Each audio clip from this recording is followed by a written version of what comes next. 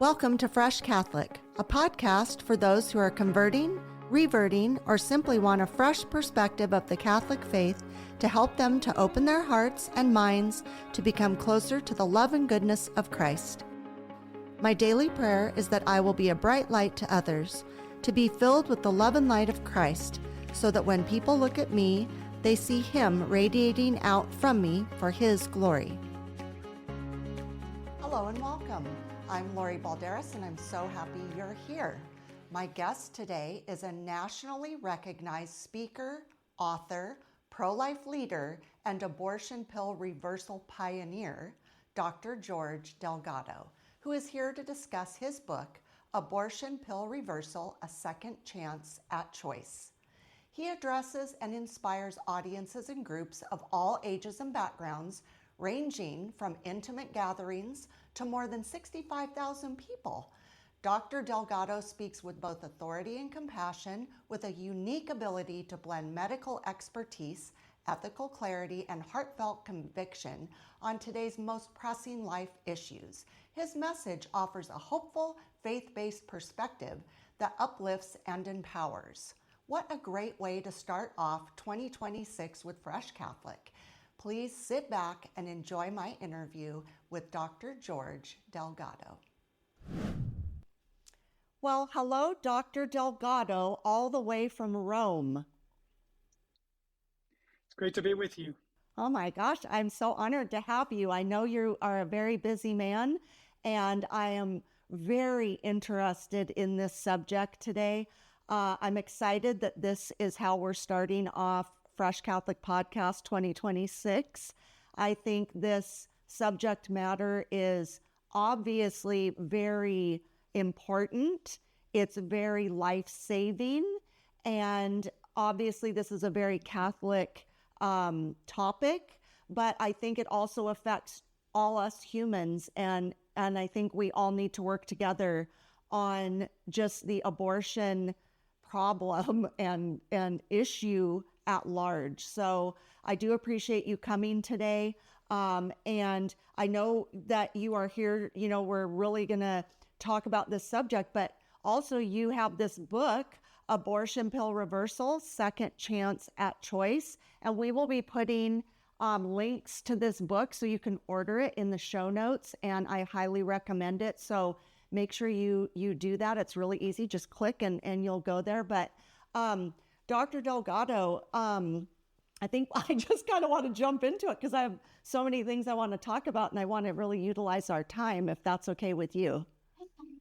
That's fantastic. Okay, excellent. So what the stat that I've gotten, and I'm just curious to know the accuracy of this, nearly 70% of all abortions that happen in the United States are medication abortions or chemical abortions that are done with the abortion pill. Is that a factual statement? Yes, it is. That's a lot. It is a lot. And to put it in perspective, that's where the world has been heading. In some countries, for example, in Scotland, 90% of all abortions are chemical abortions. So we're rapidly on our way there. And it's happening so quickly that Guttmacher Institute hasn't even released its 2025, or I should say 2024 statistics a year later, I think because they're having trouble counting all of the mail order and telehealth abortions. All of this has become the wild, wild west after the last administration eased all the restrictions on mifepristone chemical abortions. Right. And, as if abortion isn't horrific enough, I've been aware of abortion back when I was in high school. Girls were using abortion for birth control. Like they were getting pregnant, they would just have an abortion. And I was hearing this, but at the time, I didn't even have a concept of what that really meant. I didn't know the gravity of it. I didn't know, it was kind of just talked about. I knew it wasn't a good thing. I knew it was obviously death of a baby, but I certainly didn't have an abortion, thank heaven. I mean, I wasn't religious back then at all. I just didn't have a concept. And I think, it's such a horrific thing that I, think that there's so many other options besides abortion. But now that this is being presented in such an easy way to not only get this medication without much documentation or even accountability, but then it's just a snowball effect. And it's just, I just find it to be even more horrific and just troubling. It's part of our fast-paced world, like skipping over steps. And we don't want death of anybody in our Catholic faith, but to have it so easily accessible is just jarring and horrifying. I agree with you. And with the readily available abortion pills through mail order and other means, it really removes a lot of the opportunity for reflection. These women are doing it very quickly, like you said, not talking to anybody, not receiving counsel, no real face-to-face personal interaction with someone else, even if that someone else is an abortion center worker. The fact that they can just reflexly order it, it comes to their door, it's much more anonymous. And I think part of this is the reason why the percentages are going up. Now, the advantage, of course, is that once a woman starts a chemical abortion, she does have a second chance at choice. If she goes into the abortion center and has a surgical abortion, once the procedure starts, it's over for the baby.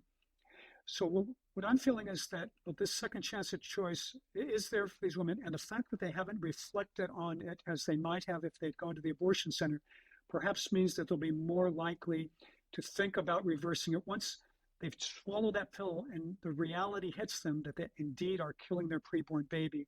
Maybe the light will go on and they will think about going on the internet and searching for how to stop or how to reverse my chemical abortion. Right. So, I want to clarify something also. Is the abortion pill is not the same as Plan B, correct? That's correct. And I'm glad you brought that up because many people are confused by that, even many medical professionals.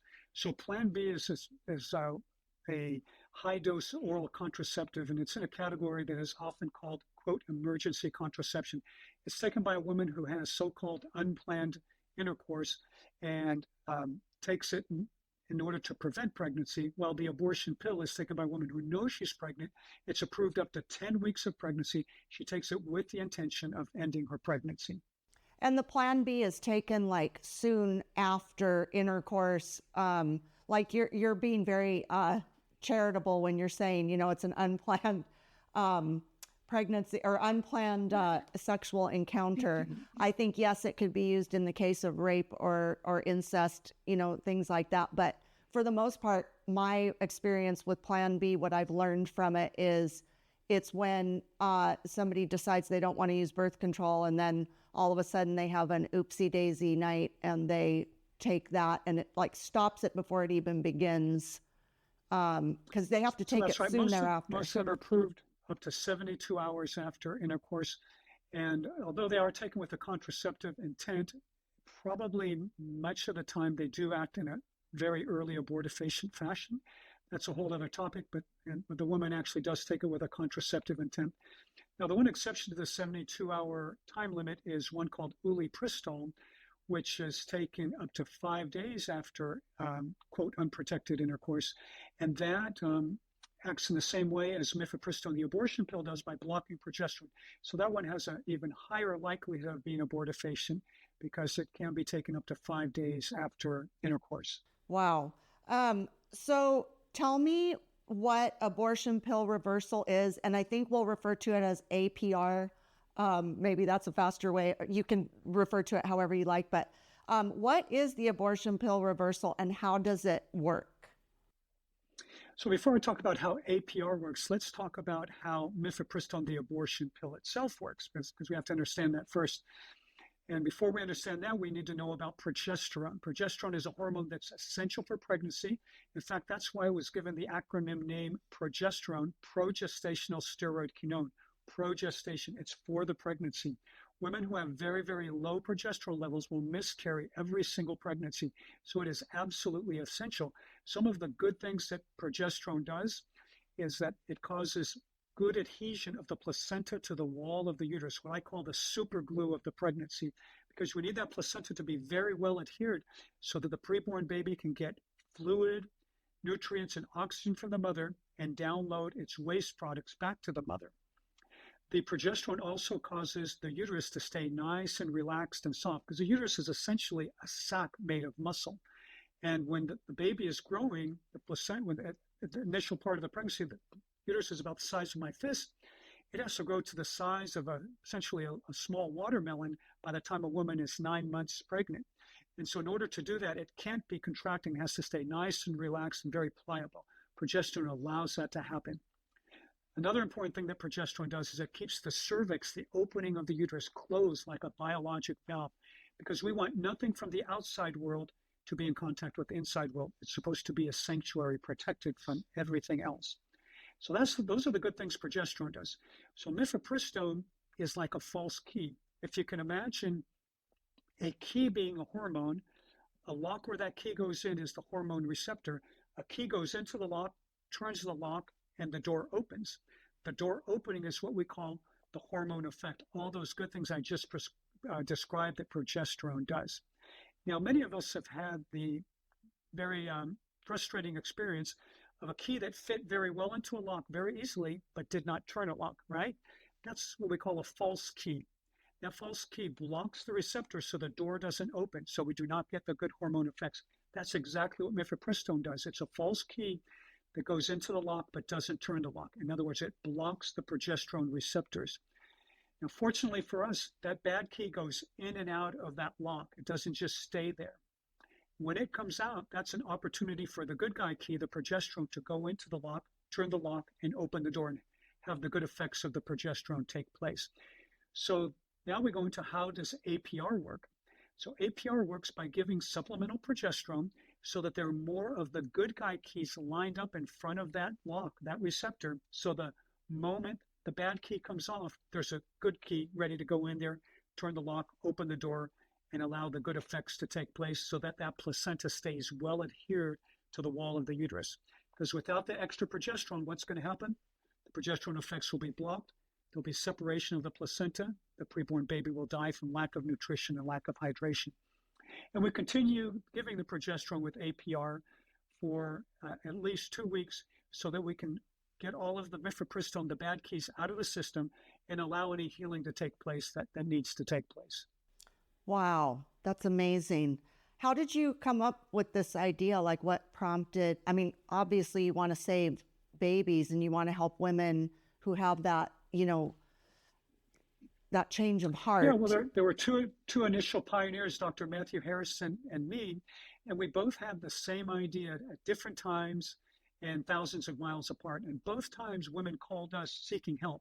In my case, I got a phone call from a sidewalk counselor in Bakersfield, California, named Terry Palmquist, who was on the phone with a woman in El Paso, Texas, who had found her 1-800 number, called her and said, I've taken the first pill in the abortion pill cocktail, but I've changed my mind. Can you help me? So Terry called me to see if I had any ideas. I said, Terry, I've never heard of anybody reversing a chemical abortion, but let me give it some thought. And it was there that the Holy Spirit put 2 and 2 together in my mind because I had 2 separate data banks. For some reason, I was very interested in mifepristone, previously known as RU4-6, since even before it was approved in the US in the year 2000. So I studied it, I had read about it, I knew exactly how it worked. I knew that it worked by blocking progesterone's effects. At the same time, I had taken the naprotechnology course from the St. Paul VI Institute in Omaha, Nebraska, designed by Dr. Thomas Hilgers, where I learned a lot about using progesterone in early pregnancy for women who have low progesterone levels and are starting to cramp or spot situations we call threatened miscarriages. And in those situations, if we give supplemental progesterone, we can often save those babies and stop those miscarriages. Wow. So the thought occurred to me, well, although these women who've taken mifepristone, although they may have normal progesterone levels, their progesterone levels are being rendered useless. It's as if they had low progesterone levels. So I thought maybe we can give supplemental progesterone, outcompete the mifepristone at the receptor site, and win the battle and save that baby. So I said to Terry, well, I have an idea, but it was just an idea at that point because the woman was in El Paso, Texas. I was in San Diego, California. So I got on the internet and I found a woman in El Paso, Texas, a Dr. Jonalyn Billacura, who had progesterone in the office, had been trained by Dr. Hilgers also, and was willing to give her the progesterone in the fashion that right then and there I had come up with. I'd made up a protocol right there on the fly. She said, sure, I'll do it. She gave her the progesterone. And about 2 weeks later, I got a phone call that the baby was still alive. And then after that, I got updates until finally I got the great news that the baby was born at term, was totally healthy, and both mother and baby were extremely, extremely grateful. Oh my God. If for no other reason that you saved one child, that in itself is like, it's an absolute miracle and blessing. That's so amazing. Not that you did that for yourself, but that must have really just been thrilling to you when that baby was born. It was thrilling, and it's been thrilling ever since, just being a part of this, being part of these women's lives. These women go through a transformative process. If you think about it, the woman who would have aborted her preborn baby now becomes the savior of her baby. Yes. So we really are saving one physical life, but also helping save a second spiritual life. So that has been the most gratifying part of my career as a physician, no doubt. No doubt. So, a question I have for you, when you were talking about when a woman takes like the abortion pill cocktail, what, I don't even know what that entails. Like they take one pill, but what happens, if they were to see the whole thing through without having this reversal pill, when they go to have it, what's the cocktail? So the cocktail consists of two drugs. The first one is mifepristone that we've discussed already, that causes separation of the placenta from the wall of the uterus, the death of the preborn baby. The second drug is taken 24 to 48 hours later, and it's called misoprostol. Misoprostol is a drug that causes the uterus to contract so that all of the contents of the uterus are empty. The remains of the preborn baby and the placenta then are expelled to complete the abortion. Now, APR occurs in between those two drugs. The woman has taken mifepristone first, but has not yet taken misoprostol. And we've saved babies up to 72 hours after the mom has taken mifepristone, but we like to get the progesterone on board as soon as possible. These days, I'm very happy to report that almost all women get the progesterone started at or within 24 hours after ingesting mifepristone. So it has to be in the middle of those two pills. It can't be after the second pill, obviously, because that's too late, right? Well, it's not always too late, but progesterone is not a direct antidote for the second drug like it is for the first drug. So the chances of reversal are much greater if the woman takes it before taking that second pill.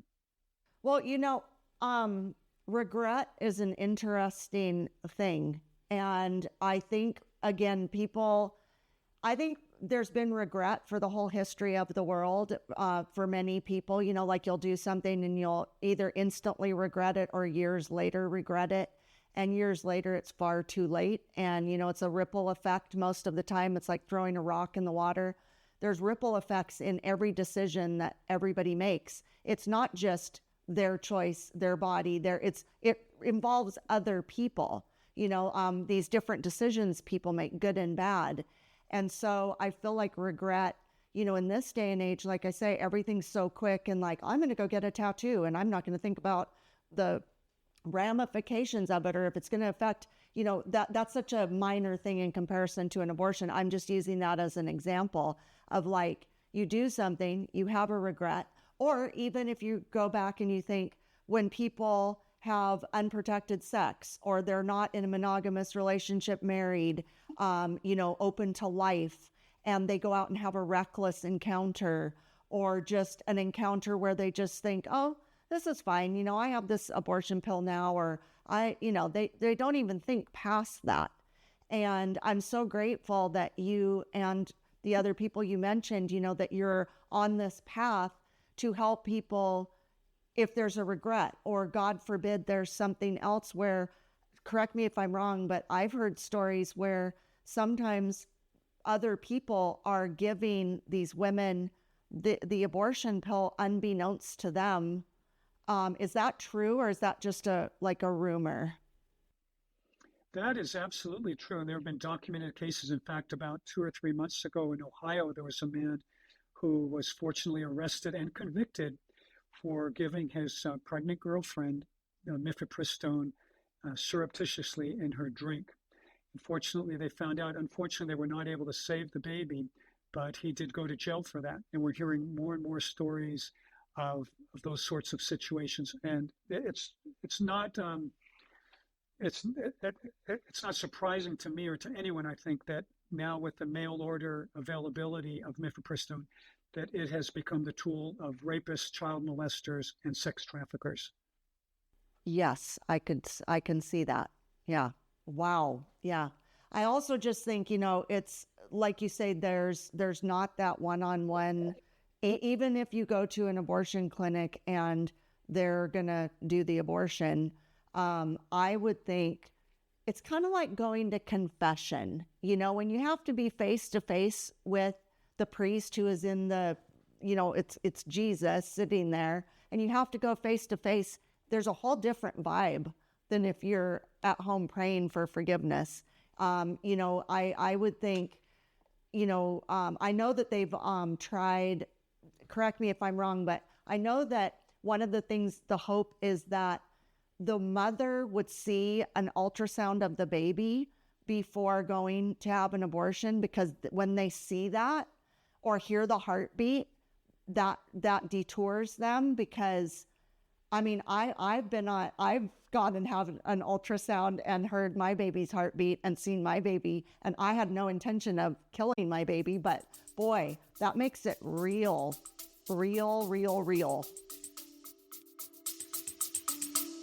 We'll be right back. What does it mean to live a life of faith? What does it mean to live as a Catholic Christian?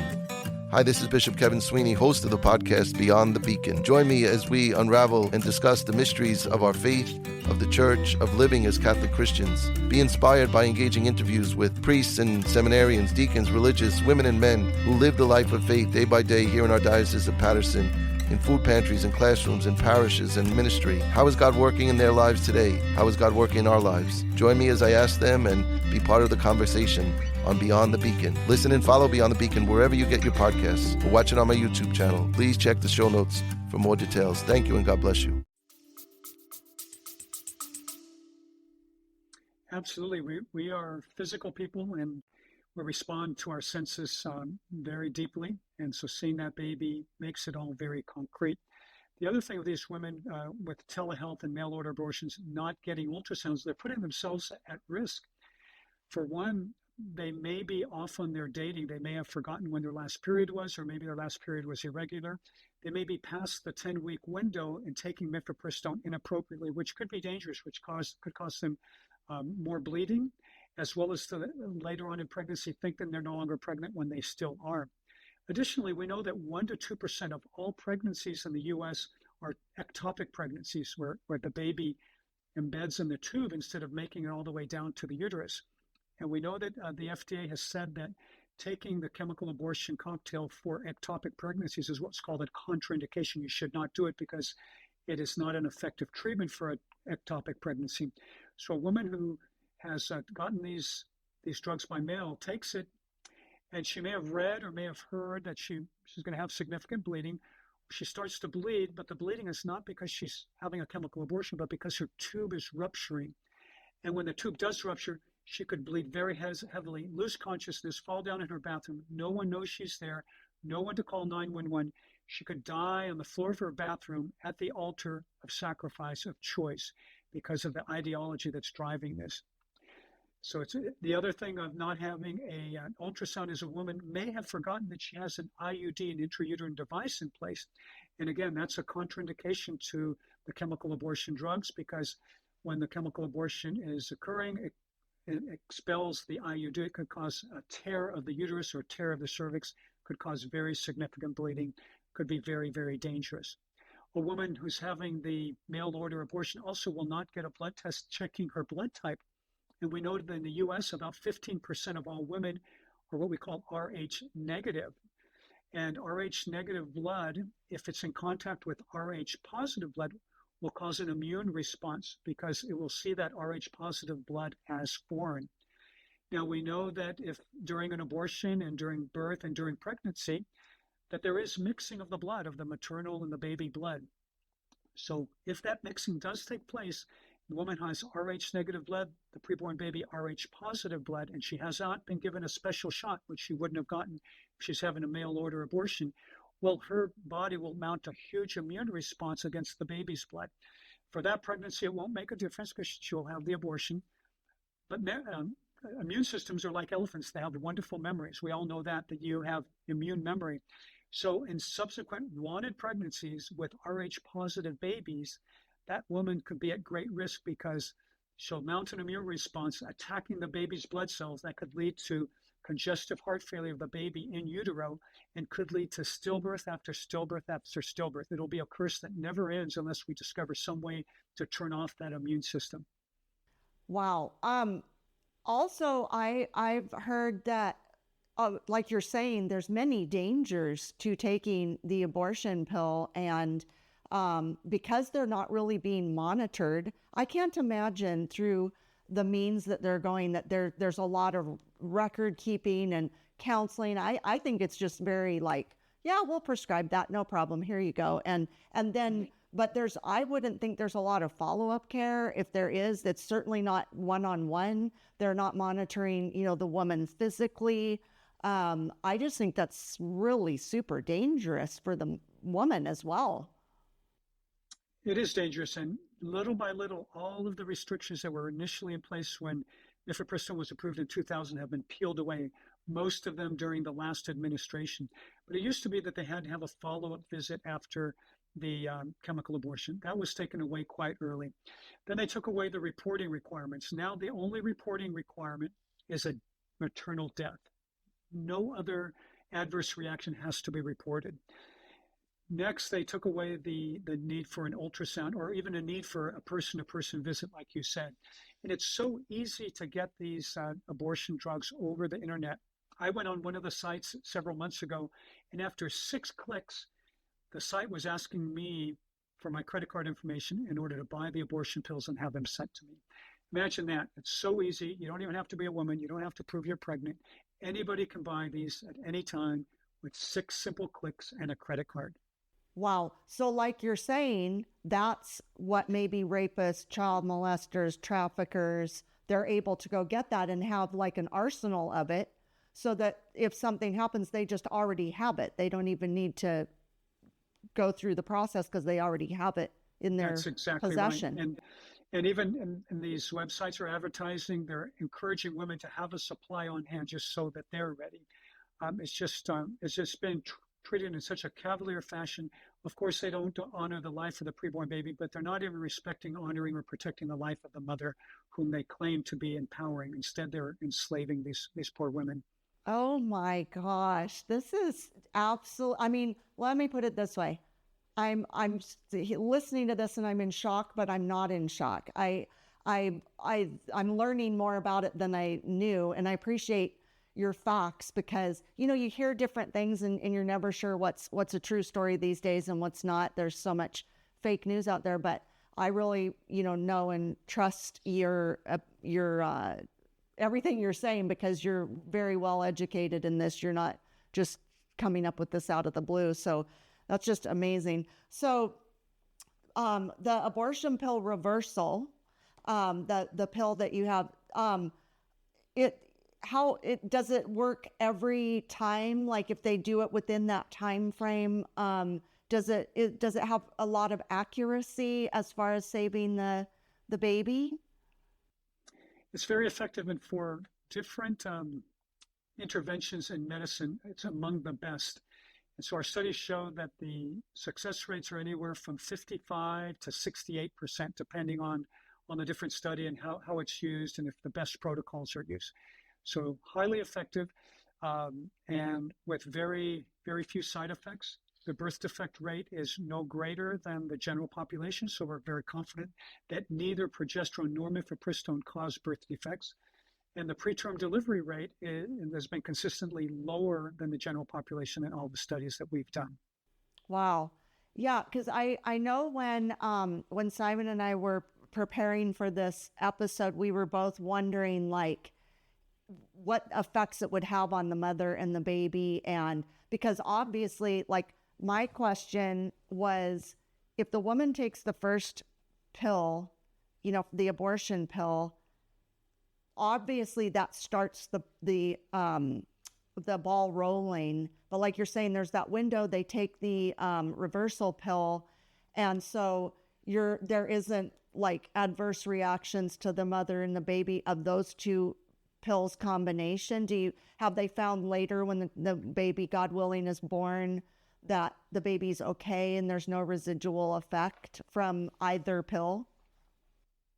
Yeah, we found that there's no residual effect. The babies that we follow to term, like I said, have had no increased risk of birth defects, and so it appears to be very, very safe. It appears that mifepristone either kills the baby or doesn't. It otherwise doesn't harm the baby, probably because it's acting on the placenta itself. Remember how it works? Yeah. It causes the separation of the placenta. It doesn't really act on the preborn baby, but on the placenta. And progesterone itself has been used over 60 years very safely in pregnancy. So we know that progesterone has a very, very long track record of safety. So, and also speaking of that, you were bringing up that, separate from this whole abortion issue, that this reversal pill or this thing could help women who are trying to have a baby. Is this pill available to them? I think you were saying that it helps build their progesterone if they're low on it. Yes, so progesterone has been used for many years in pregnancy for women who have either recurrent miscarriages or other fertility problems, or what we call luteal phase defects, where the progesterone is naturally too low. And oftentimes it's given before conception in order to give the baby a great start and to have that lining of the uterus very thick and luxuriant, ready for the preborn baby to implant on about day 7 of life. So yes, progesterone has other uses in pregnancy, and that's exactly how I got the idea to use it to reverse this chemical abortion drug. Yeah, that's amazing. That's amazing. We're going to take a short break, and when we come back, we'll keep going. This is really important and fascinating. So we'll be right back. Come back in just a couple minutes. What is happening at Fresh Catholic? Thanks for asking. Well, we have a weekly podcast with lots of topics and guests, and Fresh Catholic Daily, the daily Mass readings. Listen on all platforms and watch on YouTube. I also do short videos every day on Instagram and Facebook at Fresh Catholic. Like, share, subscribe, rate, and review. These are such simple ways to help us out. The other ways you can support our mission of drawing people to the faith or back to the faith are by becoming a Patreon or sponsor. Also simple, but so needed. Our website, freshcatholic.com, has an online store with merchandise, a blog, comics, and Fresh Catholic courses with educator Charles Merritt, with the Hail Mary, the Our Father, the Virtues, the Ascension, the Magi, the Visitation, the 10 Commandments, Sacraments and Grace, Sin, Advent, Angels, Lent, Typology, and even some Bible study courses. Wow, that's a lot. Please share all of this with everyone you know and join the Fresh Catholic family. And remember, be focused, be faithful, and be fresh. Oh, wait, one more thing. Our Typology series by educator Charles Merritt is feeling very unloved. I know, I get it. You see or hear that word, typology, and your eyes glaze over. You stifle a yawn. You might think to yourself, or even say to others, dry, boring, too Old Testament-ish for me. If that's you, then you're missing out, because typology connects the promise of Jesus in the Old Testament and the arrival of Jesus in the New Testament. It's like putting scripture under a microscope and seeing things you never saw before. So head to our website, freshcatholic.com, and give typology some love and attention. You will be amazed. And we're back. All right, so I'm wondering if there's any misconceptions about the reversal pill. Well, I'd say that there are misconceptions, and those are driven by exaggerations, misinterpretations of the research data, as well as outright lies. And in my opinion, in my analysis of this, probably it's being driven by ideology. I would agree to that. That's what I'm saying is I think, people will say anything. I would say that this is a huge threat to the abortion business. It is. And the reason why, of course, is that they know that if you know that some women change their minds after starting the chemical abortion process and choose to reverse their chemical abortions, that blows a huge hole in the narrative that abortion is a great good for all women. Because if it were such a great good for all women, why would some women change their minds after starting their chemical abortions? Right. And I think, I think they are really, really counting on the fact that, in my opinion, my own personal opinion, there's a whole heck of a lot of brainwashing going on. They tell women, girls, even men and boys, it's like, oh, you don't want to have a baby. This is the new thing, you don't want to have kids. You don't need a man. You don't want to have kids.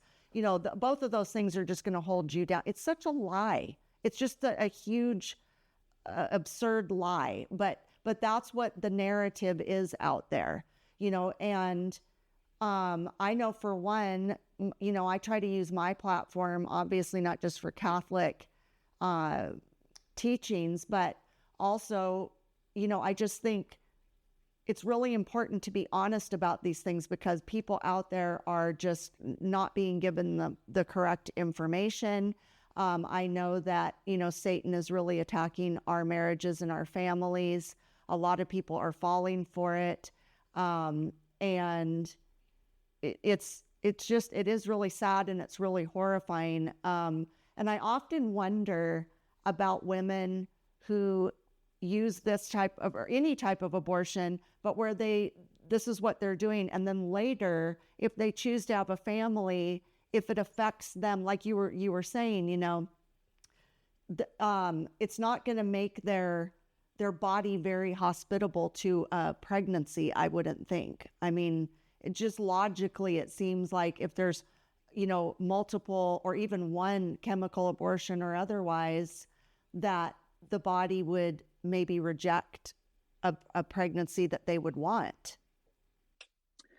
Well, we certainly know with surgical abortions that the more surgical abortions you have, the more likelihood that you will have preterm deliveries down the line. And that in combination with probably the abortion itself will increase the risk of breast cancer. That's something that's been hidden and denied for many years, but now finally, they're finally accepting that. We're just starting to study the long-term effects of the chemical abortions. And so we'll see what happens there, but it's essentially these women are guinea pigs in a huge experiment. And they are really, what I say in my book, Abortion Pill Reversal, A Second Chance at Choice, is that they are really victims of the medical abortion complex. This medical abortion complex is very powerful, and I write about it in the chapter called David and Goliath, where I talk about how we've been opposed by these very large forces like Planned Parenthood, American College of Obstetricians and Gynecologists, the American Medical Association, American Civil Liberties Union, and all of these factions that have bound together along with mainstream medicine to form this big abortion or medical abortion complex that's fighting us like tooth and nail. And really, there are two victims to every abortion in my mind. One is the preborn baby who dies, but also the woman who in one way or another is a victim of this huge medical abortion complex that is really profit-seeking and is huge, big business. And I go into that in my book, Abortion Pill Reversal, A Second Chance at Choice. I also have a chapter where I compare APR with CPR. And APR and CPR, besides the letters sounding similar, have a lot of similarities. CPR, there's never been a randomized controlled trial. Once they knew that it worked, they started using it. And they've used it ever since, because it would be unethical to have a study where if someone went down with a heart attack, you would check to see, is that person on the list to get CPR or not get CPR? And if it's on the list to not get CPR, you would just stand there and wait to see if the heart magically restarted. Well, that would be unethical, just like it would be unethical to have a study of abortion pill reversal where one group did not get progesterone. And that's what they're demanding we do, but it doesn't make any sense.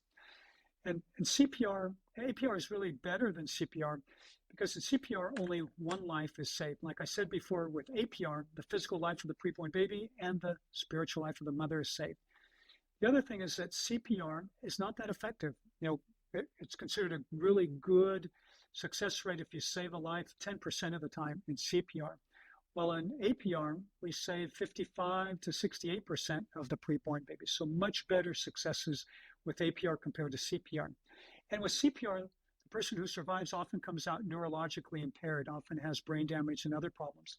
With APR, like we've shown, the babies come out healthy, just as healthy as babies in the general population. So we see there that it really is a good comparison, and so that's why I titled that chapter, Would You Ban CPR? No, you wouldn't ban CPR, and you shouldn't ban or fight APR either, because it's something that gives women a second chance of choice if they want it. We're offering it, we're proposing it, but we're not imposing it on anyone. We're just there for women who would like that second chance at choice. Well, and I think, if there's so many people that find themselves in different situations where they're confused, they're scared, they don't think they're going to get support, they can't even look past like looking for solutions. And I feel like there's certain people that thrive on glomming onto those people. They lie to them. They're benefiting from, monetarily from them being on medicine or there's benefits for the people that are trying to talk, vulnerable people that are scared and don't know what to do and maybe don't have a support system. There is ways to love and talk through these different things. That they don't understand that. But, have you ever had somebody say to you, I'm sure you have at one point or another, oh, if my parents heard about this, they'd kill me. There's that desperation of I can't see my way out of this at all, or somebody wants to kill themselves or they don't see a way out. There is. I used to volunteer at a crisis pregnancy center, and the women would come there and they would have their pregnancy there, have their babies there, be able to stay there for a while. And, they found love and support and saved their baby. And then even if they decided they didn't want to keep their baby, the pregnancy center would help them to adopt the baby out. It wasn't like a death sentence to the mother or the baby, and it's just there are these alternatives.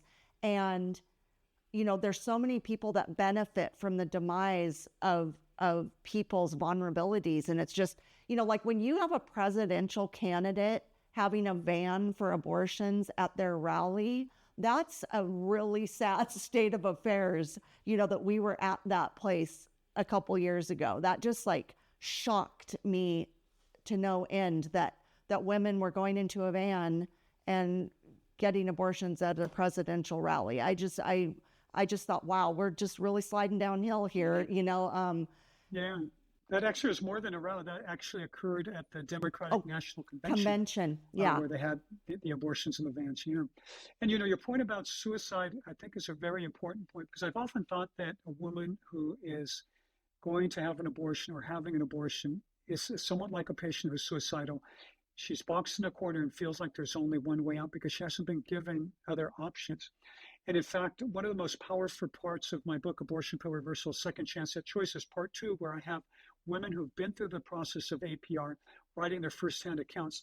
And there's one that's particularly poignant. It's a woman who, after taking the mifepristone, she's reflecting on the whole situation. And she wrote a letter to her preborn baby. And it really reads like a suicide letter. It's just so remarkable. And I comment on the subsequent chapter that's called Common Threads, where I kind of look at all their stories and other stories I've heard over the years, and I discuss common threads. And that one of the common threads is that I do feel that sometimes it is like a suicide, except she's not taking her own life. She's taking the life of the person closest to her. The next step away from taking your own life is taking the life of your preborn baby. And I really see the similarities and the parallels there. And I see that, suicide survivors, they often give the account that as soon as their feet left, let's say, the Golden Gate Bridge, they had regret. And so many of these women have almost immediate regret. And so we're here to help them so that if they do regret it and they want that second chance at choice, we're there to help them with APR. Yeah. Yes. It's like you say, it's saving more than one life. And,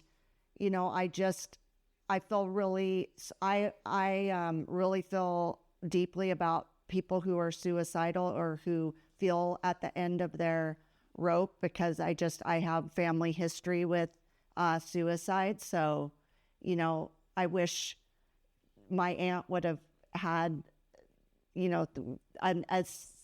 that she wouldn't have done what she did because it really affected, the whole family. And I wish she would have known that there was help, and that wasn't the answer. So, I do think it's very similar. And again, I think people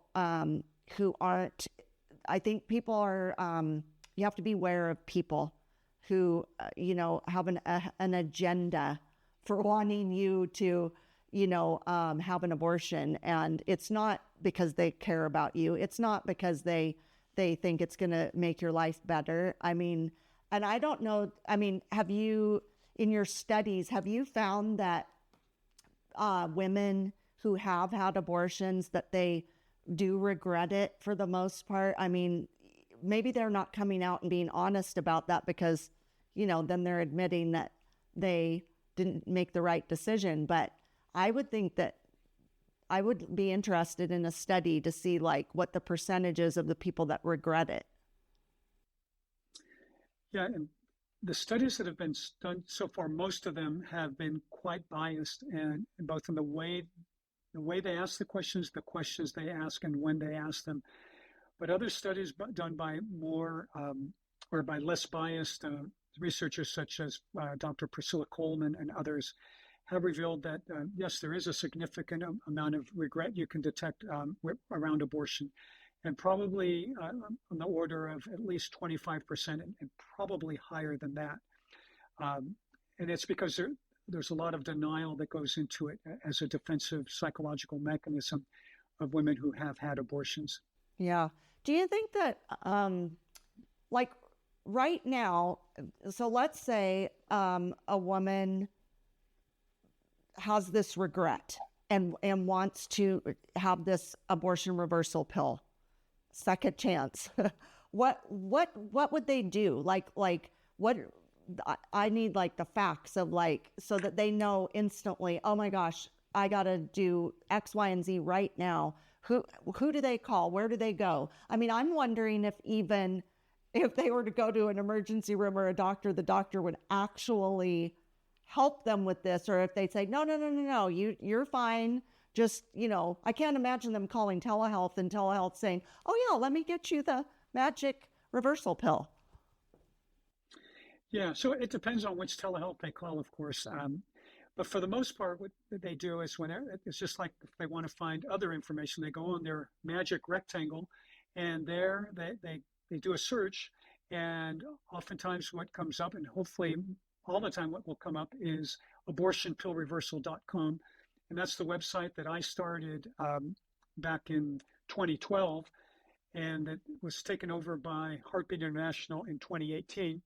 And they run it now. And there, a woman can go on the site and find all the information she needs to know, both about the abortion pill itself, but also about abortion pill reversal.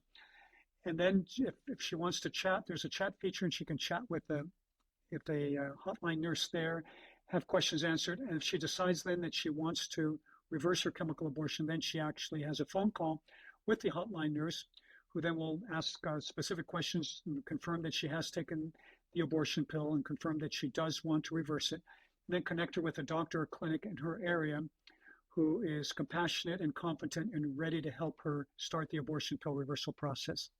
I think that's amazing you have all that in place, but my worry is that, we got to get the word out about this this website and this hotline, because like I said, I can't imagine that if they were to call any doctor or hospital at this point, that they would say, oh yeah, we have this other plan you can do. I would think they don't have the information or would even want to take the time to do that. Yeah, many of them do not have the information. Others have been influenced by ACOG, American College of Obstetricians and Gynecologists, who says that abortion pill reversal does not work. And so they just follow the party line.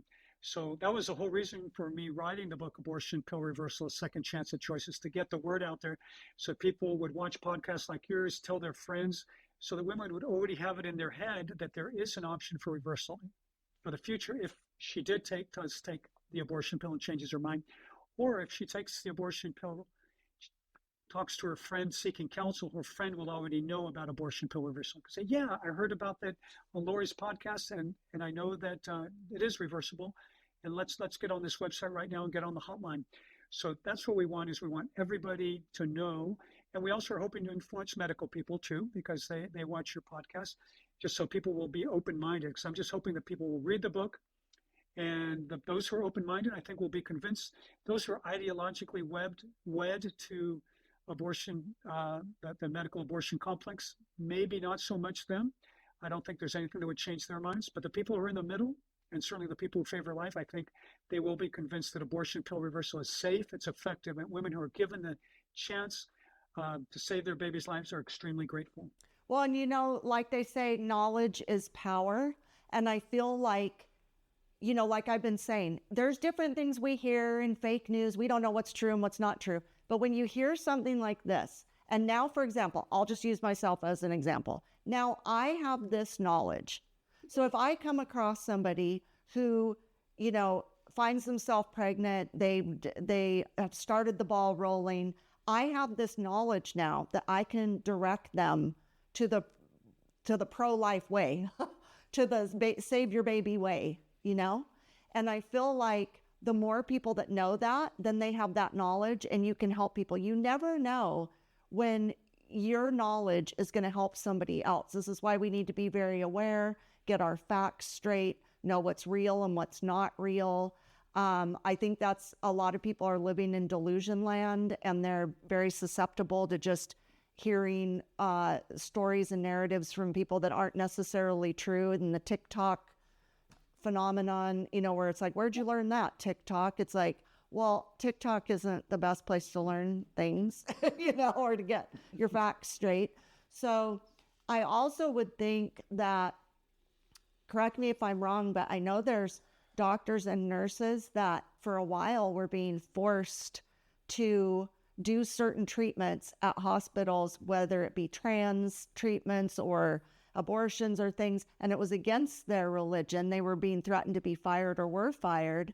So I would think that, the hospitals and nurses and doctors that do have a pro-life stance, which they all should have a pro-life stance. That's part of their oath, is that they're supposed to save life and preserve life, not remove life.